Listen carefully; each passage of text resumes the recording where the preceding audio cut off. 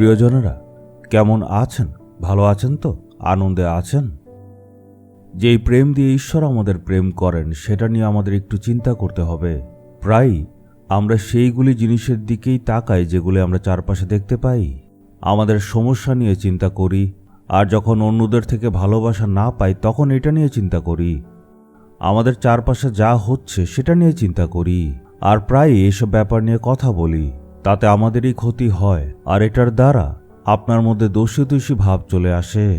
আপনার পরিবারে, কর্মস্থানে আপনাকে কেউ বোঝে না, কেউই আমাকে বোঝে না, কেউই আমাকে ভালোবাসে না, এইসব চিন্তা করতে করতে নিজেকেই আঘাত করেন।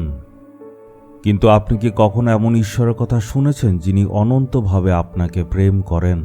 আপনি কি জানেন জিরমিয় 31:3 সেই ঈশ্বর কি বলছেন? আমি এক চিরস্থায়ী প্রেমে তোমাদের প্রেম করেছি, আমি স্নেহময় দয়ায় তোমাদের কাছে টেনেছি। উনি বলছেন, আমার সন্তানেরা, আমি তোমাদের প্রেম করি। উনি যেই প্রেম আমাদের করেন সেটা চিরস্থায়ী, চিরস্থায়ী প্রেম। যে প্রেম উনি করেন সেটা কখনো শেষ হবে না, এটা পাল্টাবে না, কমবে না। আমাদের প্রতি যে ঈশ্বরের প্রেম সেটা কমে না। 1972 সনে উনার অনুগ্রহ দ্বারা উদ্ধার পেয়েছিলাম। যিশুকে স্বীকার করে পরিত্রাণ পাওয়ার পর ঈশ্বর তার দয়া দিয়ে আমাকে আকর্ষিত করেছেন। উনি প্রেম দ্বারা আমাকে আপন করে নিয়েছিলেন, আর সেই দিন থেকে এখন পর্যন্ত উনি আমাকে প্রেম করেন। এই সময়ে আমি অনেকগুলি ভুল করেছি, আমি অনেকগুলি পাপও করেছি। এইসবের দ্বারা ঈশ্বরকে দুঃখ দিয়েছি। এমনও দিন গেছে যখন প্রার্থনা করিনি, বাইবেল পড়িনি, আমি হতাশায় ছিলাম। এই দিনগুলিতে ঈশ্বর কি প্রেম করা বন্ধ করে দিয়েছেন? না, প্রেমে কোনো পরিবর্তন হয়নি, এটাই তো চিরস্থায়ী। আমায় সঠিক রাস্তা দেখিয়েছেন, আমার খারাপ সময়ও আমাকে ত্যাগ করেননি। আমার দুর্বলতা থেকে আমাকে বের করে আমাকে প্রেম দেখালেন।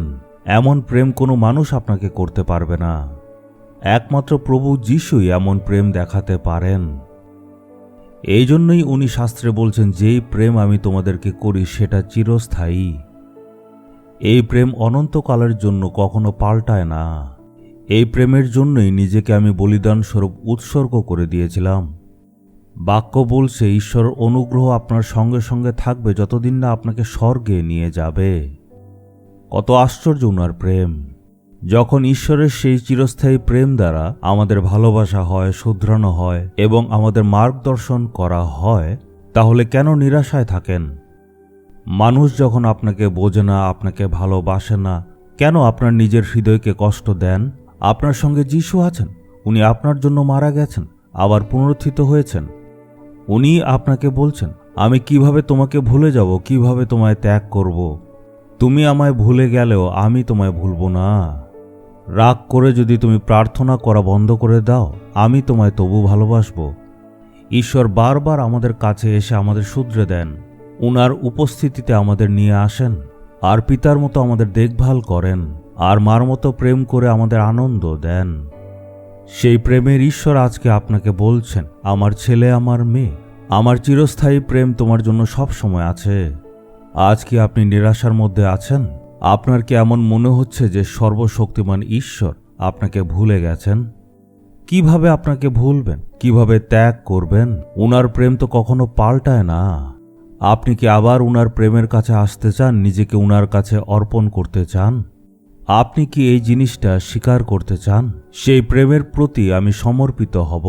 তখন জীবনে আবার আনন্দ ফিরে আসবে, সব বোঝা থেকে আপনি মুক্ত হবেন।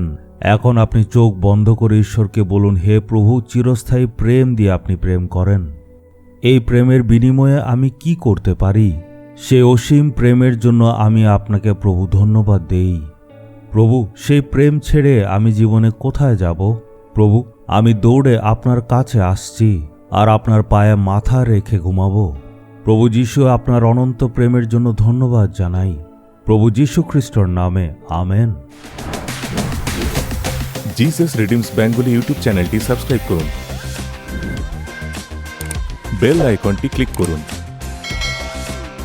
আমাদের প্রতিদিনের নতুন প্রোগ্রাম সম্পর্কে আপডেট পেতে।